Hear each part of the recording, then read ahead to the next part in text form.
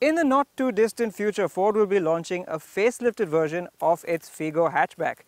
But first, it will be launching this. It's called the Ford Freestyle, and essentially it is the Figo facelift. But as you can probably tell by looking at it, it is a cross hatchback. Yes, it joins the ranks of cars, family hatchbacks that have been raised slightly off the ground and covered in the sort of garnish that looks rugged and you'd usually find on an SUV. Now, what we're here to find out is what's the new Freestyle like to drive and what all new does it bring to the package that will also feature on the Figo facelift.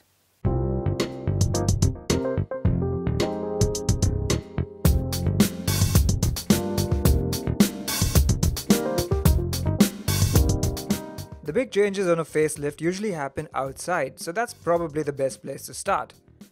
One thing's for sure, the raised ride height does make the Freestyle look more substantial than the standard Figo hatchback. It's also got all the typical crosshatch styling elements. Roof rails, cladding around the lower portion of the body and even scuff plates at the front and rear. They're all here and they give the Freestyle some personality.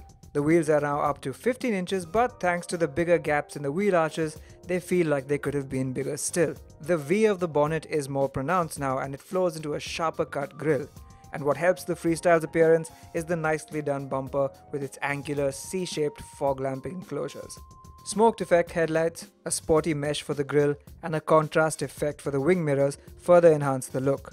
The stickers on the lower portion of the doors, well, they don't look half bad, but the 4 vents in the rear bumper are perhaps a step too far. The styling addenda and the reprofiled tail lamps, however, help distinguish the Freestyle from the current Figo at the back. So, let's hope much of this makes its way to the facelifted hatch. What's unchanged from before is the boot, which remains quite substantial for a small car.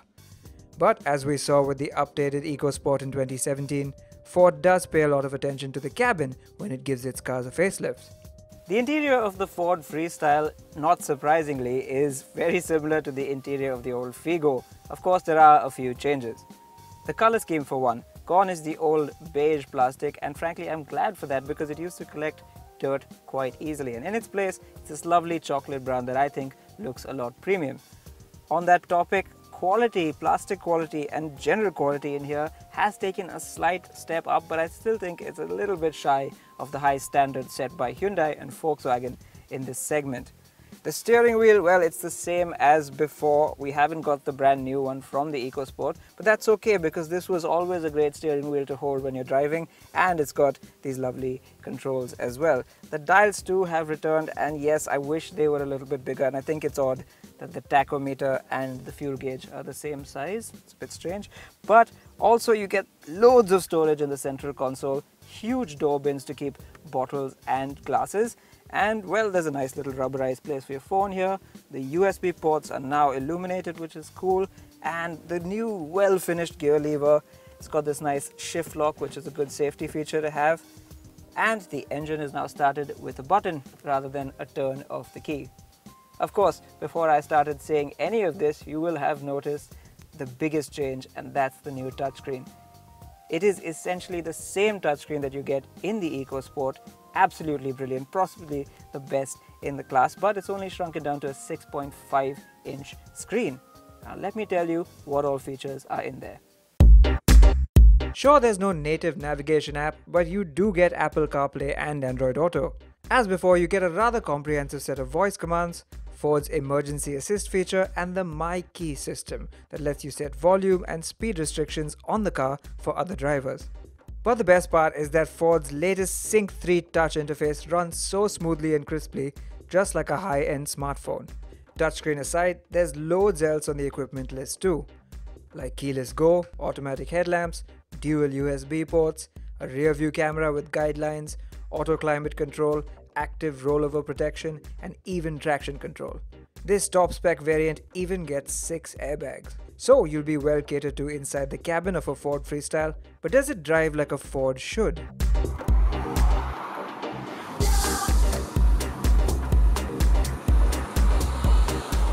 The Freestyle will debut a brand new 1.2-litre petrol engine when it goes on sale, but today we're driving the diesel. It gets the same strong 1.5-litre motor with 100 horsepower and 250 Nm as the Figo, which is a lot of poke for a compact car. The result is that you get a lot of performance out of it. Sure, there's a little bit of lag, but it's an acceptable amount. But once you get past about 2000 RPM, it just pulls and pulls all the way to nearly 5000 RPM. It doesn't have an instant punch of power, nor is it very free revving. What it is instead is nice and linear. So it's a slow, strong pull all the way to the red line. It does, however, get quite vocal beyond 3500 RPM. So perhaps it's better to shift up earlier. Don't worry, you'll still have plenty of power to keep you moving steadily.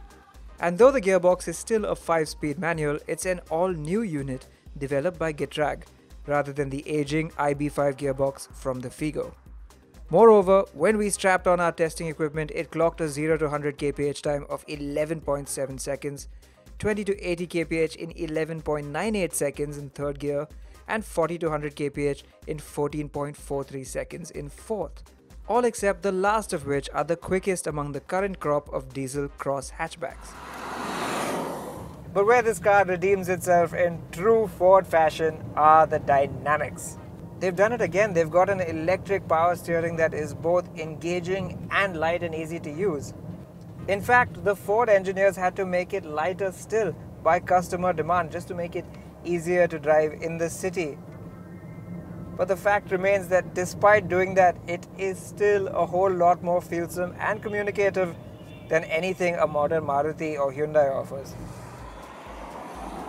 The Freestyle has clearly been set up by enthusiasts. It's an absolute hoot on a good road. Body roll is much better contained than other cross hatchbacks that have raised suspension thanks to a tougher anti-roll bar. And Ford is also famous for delivering this pin-sharp handling without compromising on comfort. But with this raised suspension, have they managed to do it again? To find out, I'm gonna hop into the back seat and see what that's like. The back seat of the Ford Freestyle is pretty much exactly the same as the back seat of the Ford Figo, and that is to say, it has quite a bit of space by compact car standards, good headroom, good knee room, and thigh support is acceptable. What isn't so great, however, is these rear headrests.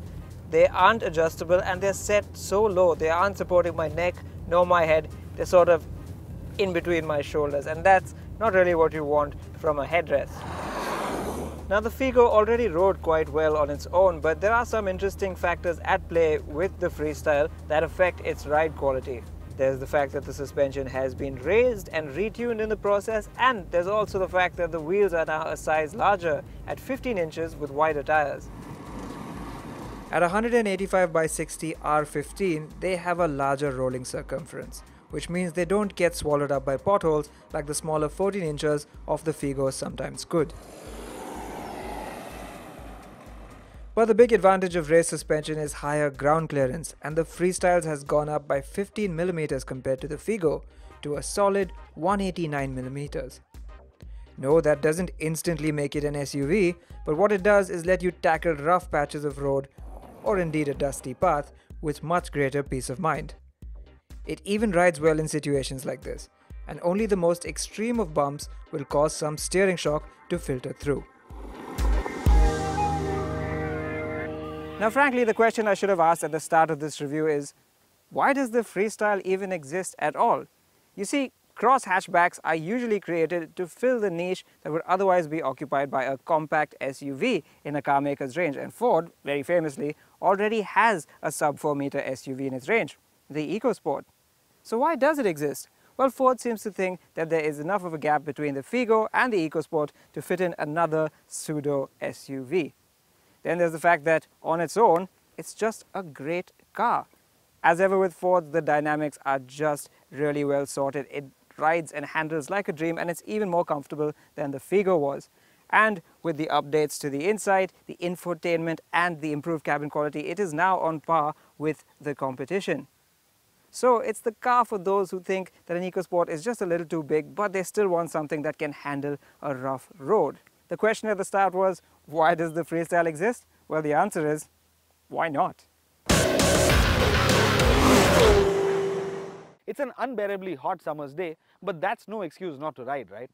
I'm in the company of the Bajaj Avenger Street 180 and the Suzuki Intruder ABS, both of which are cruisers designed for the urban audience. Now, it's obvious that I'm going to choose the most powerful bike of... Wait, I should have just seen that coming. Now I guess I have a lot of catching up to do. Or do I? That the Avenger would be anyone's first pick from between the two is not surprising. This, despite being an age-old design, looks simple, cool and appealing. While it does get tasteful graphics, a small fly screen and a new grab rail, it retains its analog speedometer, which goes with its minimalist theme. Overall, it's not the most contemporary looking motorcycle around, but it's not offensive in any way either. The Avenger Street 180 is a familiar design, but it looks like a classical cruiser should. Its blacked out cycle parts suit its urban mindset, and although it looks younger than ever before, it's not a motorcycle that's going to turn heads anymore. What will turn heads a lot, however, is the Intruder. This is undoubtedly Suzuki's most ambitiously designed small capacity motorcycle yet, and it's only too visible. With elaborate bodywork, a funky front and rear end, a generous split seat, and a jigsaw-sourced digital instrument cluster, the Intruder looks futuristic, although it lacks the simple, classical appeal of the Avenger. The Intruder is flamboyant, almost outlandish you can say, although its looks aren't everyone's cup of tea. It is, however, the better built and finished motorcycle of the two here. Although, is it something I'd like to be seen on? No, I'm too uncool for it. The Avenger Street 180 gets a 180cc 2-valve DTSI motor paired to a 5-speed gearbox, same as the Pulsar but detuned to suit its cruising aspirations. Thankfully, it hasn't been detuned all that much and it still produces a healthy 15.5 HP at 8,500 RPM and 13.7 kgm of torque at 6,500 RPM. As a result, the Avenger is ever willing to be ridden hard, and thanks to sporting a larger displacement motor than the Intruder, is more at ease sustaining high speeds on the highway. Vibrations do emerge towards the top end of its rev band, although this largely occurs beyond real-world cruising speeds. The Avenger's motor is slightly more powerful and it shows. Its Pulsar motor is very encouraging of aggressive riding, and Bajaj has really put in the long hours trying to get its refinement levels up to a commendable standard. The 5-speed gearbox too is smooth but not as slick as the Intruder's.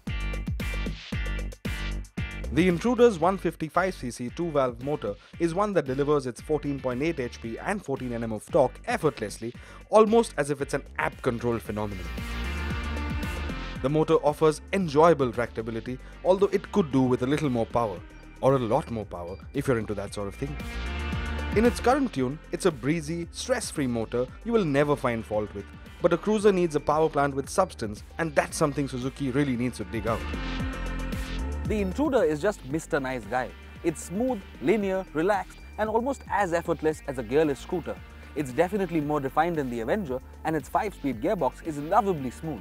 Its lack of outright grunt, however, means you have to really work hard to keep pace with the Avenger, and I really wish the Intruder had some more mechanical character, because right now, it's just too soft for a proper cruiser. There's no point to a healthy motor if the rest of the motorcycle can't cope, and thankfully, both the Bajaj and the Suzuki have a lot to offer in this aspect.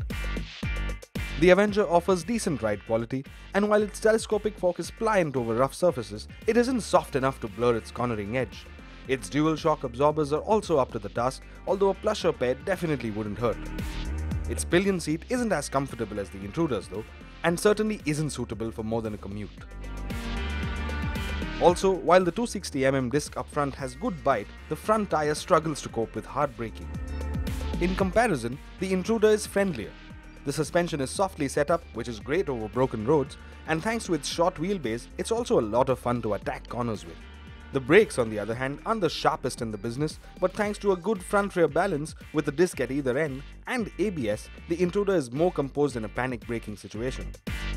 Overall then, the Avenger is an enjoyable motorcycle, but so is the Intruder, which is the better all-round package for the streets as well. The Avenger is based on a 2-decade-old platform, and frankly, it can't hide its age anymore.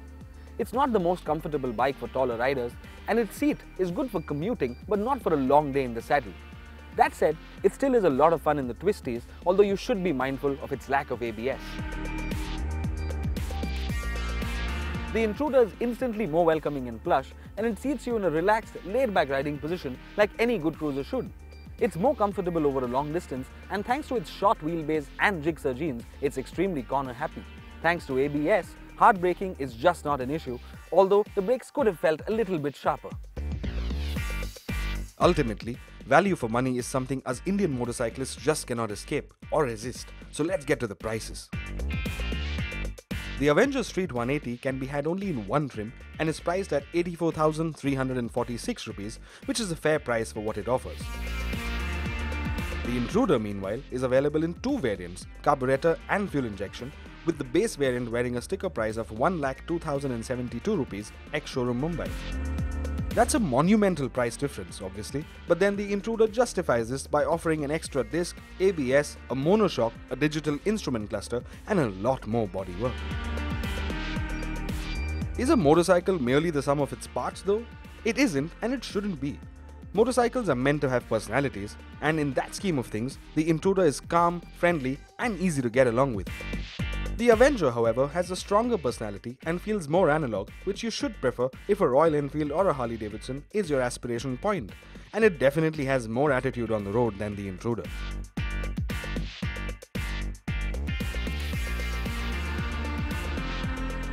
When I set out to ride today, I had my eyes set on the Avenger. Its involving motor and dynamics are easy to like, and I quite like the way it still looks. As we got closer to the end of the day's riding, it's the Intruder that began to grow on me. Sure, it's 18,000 rupees more expensive than the Avenger, but you also get a lot more kit for that money. Now, an Avenger with similar levels of equipment surely wouldn't be as cheap, right? Now, the Intruder isn't flawless, and I'm still not sure I want to be seen on it, but there is no doubt about the fact that it is the better cruiser of the two motorcycles here. Not again.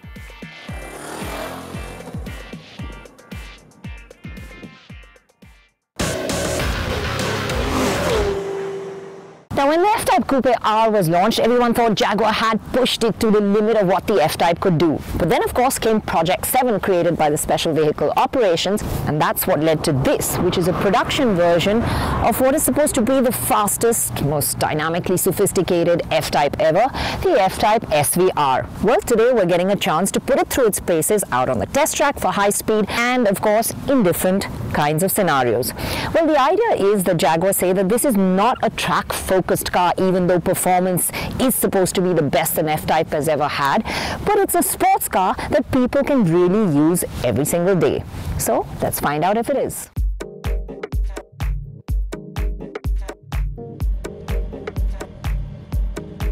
First up was a flat-out acceleration test.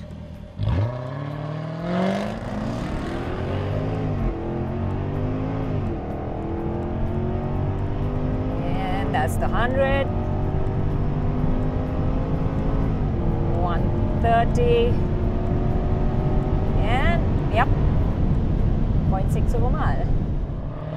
The 140 kilometers per hour came up in just under a kilometer.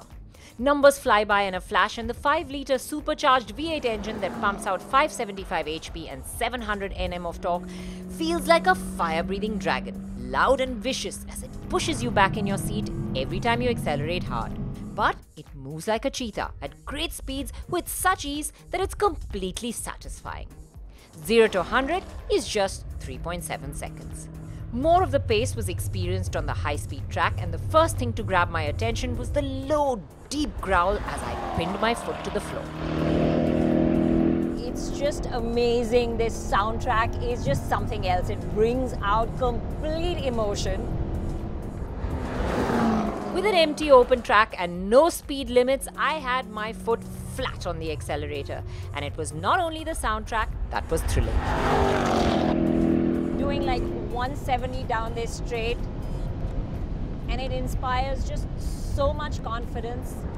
Acceleration is effortless, and it feels like you're surfing a giant wave of torque almost always. The 8-speed gearbox works superbly too and feathers up the gears without you realizing. But knock it into sport and shift the dials to dynamic and it changes character immediately. And in dynamic mode, the shifts are much stronger. You can feel them come in. Throttle response is just so much quicker. And getting up to crazy speeds is just so easy. And you don't feel it because the car just feels so stable, so planted. Long sweeping corners on the track are easily conquered. You come into a corner really feeling like you can go around it much faster. Steering inspires confidence, brake inspires confidence. This car is not wild, it's well-mannered, and so you can go much quicker in it without feeling the need to back off. To further test the dynamic capability, we had a slalom setup. In these quicker changes of direction, although the steering felt positive and pointed the nose accurately, I did feel the weight of the car and the body roll. This may not be a slalom winner, but it's still good enough to have some fun. Finally, it was time to take it into simulated real-world conditions. We're going to go through different kinds of road conditions, ruts, potholes, and see how the ride holds up. The SVR impresses here. It soaks up everything with a suppleness that's pretty amazing for a sports car. Even in the firmest of settings, it didn't make me wince, even once. It just sailed over all the conditions thrown at it. And so after a very short stint in the Jaguar FType SVR, I had a first impression. So is this a sports car that people can drive to work every day? Well, it definitely fires up your senses and it's got a huge amount of emotional appeal as well. But more than that, it is definitely more drivable, it is quicker and it is comfortable to use. So I think Jaguar have done what they set out to do.